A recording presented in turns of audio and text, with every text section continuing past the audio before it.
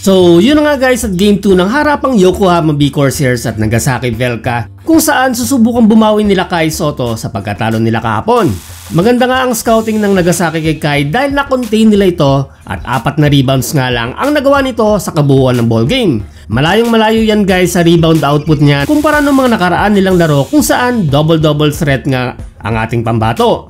Sana nga ay nakapag-adjust si Coach Aoki sa game plan na ipinatikim nila kay Kai, gayon din naman ang ating kababayan. Sana ay makounter niya ang pangangatawan sa kanya na kadalasan pa nga ay kuyog ang nakukuha niya mula sa mga players ng Nagasaki. Same starting 5 gaya ng kahapon para kay Coach Aoki at nakapula silang jersey bilang pagpupugay sa traditional Red Day. Elevated sa starting 5 si ex-NBA player Evans dahil na din sa magandang opensa niya kahapon, ganun din ang kanyang magandang depensa kay Kai Sotto. Simula ng first quarter at panalo si Kai sa jump ball. Gaya ng dati ay first points mula kay Kai Sotto off a putback sa sarili niyang mintes. Next play nila ay nagbigay ng magandang assist si Kai kay Devin Oliver para sa isang slam dunk.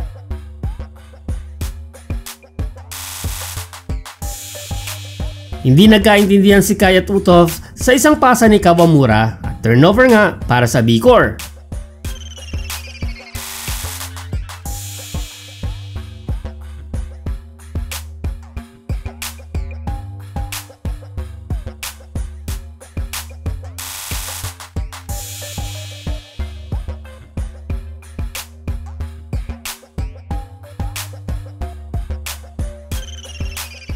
Bagsak si Kai sa foul ni Evans na kinapitan na lang siya nito sa kanyang pag-atake sa rim. Panoorin natin guys ang ilan sa mga highlights ng laro at tignan natin kung magiging swerte ang pulong jersey ng B-Core at makabawi kaya si Kai Sotto sa mga bigs ng Nagasaki Velka.